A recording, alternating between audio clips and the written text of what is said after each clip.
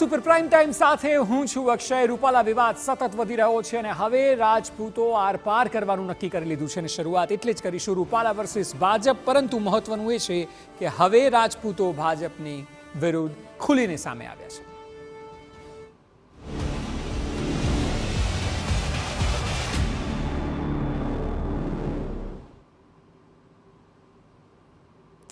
તો અમદાવાદમાં ક્ષત્રિય સંકલન સમિતિની મોટી જાહેરાત. રાજ્યભરમાં વિરોધ પ્રદર્શન કરવાની રાજપૂત સમાજે જાહેરાત કરી દીધી છે.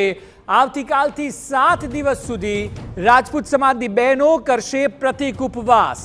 દરરોજ એક જિલ્લામાં કરાશે પ્રતિક ઉપવાસ. રાજ્યના 5 ઝોનમાં 5 ધર્મરથ કાઢવામાં આવશે.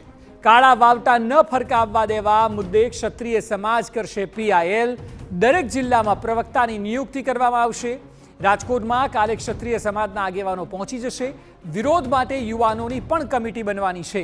ક્ષત્રિય સમાજનું નવું સૂત્ર, મત એ જ શસ્ત્ર. તમામ 26 બેઠકો પર ભાજપને હરાવવા માટે કટિબદ્ધ છે. પરસોત્તમ રૂપાલાને તો હરાવીને જ રહીશું.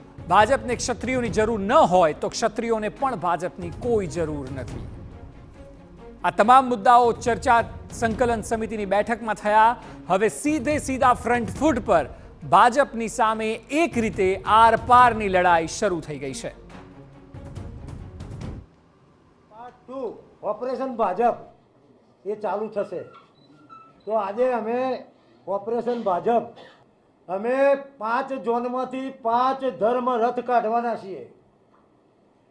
જેમ કે કચ્છ, સૌરાષ્ટ્ર, ઉત્તર ગુજરાત, મધ્ય ગુજરાત, દક્ષિણ ગુજરાત. તો 5 ઝોનમાંથી રથ કાઢીશું. ધર્મમાં રથ અમે નક્કી કર્યું કે કેસરીયો ધ્વજ એટલે ક્ષત્રિયોનો ધ્વજ. તો આવતીકાલથી અમારા યુવાનો જે વિરોધ કરવાના છે ભાજપની સભાઓની અંદર, એ શાંતિ અને સંયમથી કેસરીયો ધ્વજ હશે અને આમાં રામજીની પતાકા છે, રામજીનું ચિહ્ન છે. એ કેસરિયા ધ્વજથી ક્ષત્રિય સમાજના યુવાનો, વડીલો અને બહેનો જે ગામમાં ભારતીય જનતા પાર્ટીના આગેવાનો પ્રચાર કરવા આવશે એમને ઘૂસવા નહીં દે એવી જાહેરાત આજે સંકલન સમિતિ વતીથી કરવામાં આવી. તો આપણે સાંભળ્યું તે મુજબ આ મુદ્દો હવે ખૂબ મોટો થવા જઈ રહ્યો છે. કારણ કે રાજપૂત સમાજે સૌથી પહેલા એ વાત કરી હતી કે રૂપાલાની ઉમેદવારી પાછી ખેંચે ભાજપ. ભાજપનો વિરોધ નથી. પરંતુ જ્યારે સમય વીતતો ગયો, ધીરે ધીરે ભાજપના નેતાઓને જે જગ્યાએ સભા કરવા જાય ત્યાં વિરોધ કરીને સંદેશ પણ આપ્યો કે જે પાર્ટી કરી રહી છે તે ખોટું છે. પરંતુ ત્યારે પણ વાત ન બની અને ઉમેદવારી 19 તારીખની ડેડલાઇન આપી હતી પાછી ખેંચવાની. અને ત્યાં સુધી જ્યારે પાછી નથી ખેંચાઈ ત્યારે હવે રાજપૂતોએ ભાજપ સામે ઓપરેશન શરૂ કર્યું છે અને રૂપાલાને હરાવવા સહિત ભાજપને 26 બેઠકો પર વિરોધ કરીને પરસેવો પડાવી દેવાની નેમ રાજપૂત સમાજે લીધી છે. ઇલેક્શન પહેલા ભાજપે કદાચ કલ્પ્યું પણ નહીં હોય કે આટલો મોટો પડકાર. કારણ કે જુઓ, કોઈ પણ પોલિટિકલ પાર્ટી હોય, રાજકીય વિરોધ હોય તો તેને પહોંચી વળાય.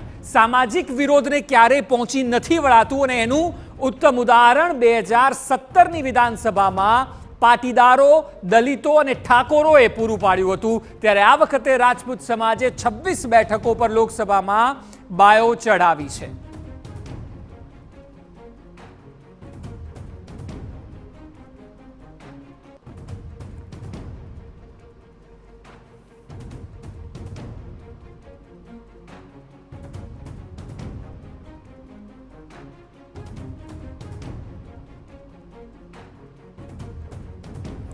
તો આપ જોશો તો જે પ્રકારે જાહેરાત કરવામાં આવી છે તે જાહેરાતમાં એક ચોક્કસ રણનીતિ જોવા મળી રહી છે. ખાસ કરીને યુવાઓ આગળ આવશે અને યુવાઓ ભાજપનો ઠેર ઠેર વિરોધ કરશે. દરેક જિલ્લામાં એક પ્રવક્તા બનાવવામાં આવશે, એક ટીમ બનાવવામાં આવશે અને આવતીકાલથી જ પ્રદર્શન કરવામાં આવશે. 7 દિવસ સુધી મહિલાઓ, કારણ કે મહિલાઓના અપમાનનો આ મુદ્દો હતો અને એટલે મહિલાઓ પ્રતિક ઉપવાસ કરશે. હવે જ્યારે આજે 19 તારીખ છે અને લગભગ કહી શકાય 18 થી 19 દિવસ ઇલેક્શનના બાકી છે ગુજરાતમાં, ત્યારે રાજપૂતોએ તલવાર ખેંચી છે અને આ તલવાર એ ભારતીય જનતા પાર્ટીની વિરુદ્ધ છે. શરૂઆતના તબક્કાઓ જે મેં તમને અગાઉ ગણાવ્યા તે મુજબ રાજપૂત સમાજે પ્રયત્ન કર્યો કે ભાજપ તુજસે બેર નહીં, રૂપાલા તેરી ખેર નહીં. મોદી તુસ્સે બેર નહીં, આવી પણ વાત કરી. પરંતુ જ્યારે ભાજપે ગણકાર્યું જ નહીં ત્યારે વાત સ્વાભિમાન પર આવી અને એ સ્વાભિમાનની લડાઈ હવે જોવા મળી રહી છે. અમદાવાદમાં જે સંકલન સમિતિની બેઠક થઈ એ સંકલન સમિતિની બેઠકે નિર્ધાર કર્યો છે કે આવતીકાલથી જ જરા પણ મોડું કર્યા વગર ભારતીય જનતા પાર્ટીનો ઠેર ઠેર વિરોધ કરો અને સાથે સૌથી મહત્વની બાબત એ કે શાંતિપૂર્વક કાયદામાં રહીને એ વાત કરાઈ છે.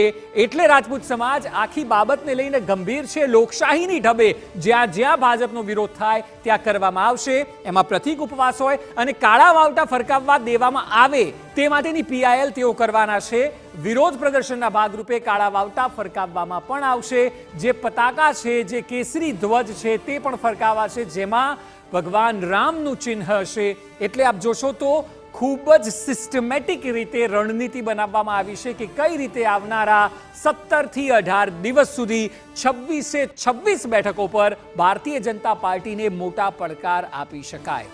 અને જેમ મેં અગાઉ કહ્યું તે મુજબ સામાજિક વિરોધનો ઇતિહાસ રહ્યો છે કે કોઈ પણ પાર્ટીને કોઈ પણ નેતા હોય, પાટીદારોએ, દલિતોએ અને ઠાકોરોએ આંદોલનની શરૂઆત કરી. ત્યારબાદ આનંદીબેન પટેલે મુખ્યમંત્રી તરીકે રાજીનામું આપવું પડ્યું હતું અને એ હમણાંની જ વાત છે. 2015થી શરૂઆત થઈ અને 17માં રાજીનામું આપીને આપ જોશો તો ભારતીય જનતા પાર્ટીને 99 બેઠક સુધી સીમિત કરી હતી. ત્યારે ફરી એકવાર એક સમાજ મેદાને પડ્યો છે અને આ સમાજ અત્યારે સ્વાભિમાનની લડાઈ લડી રહ્યો છે.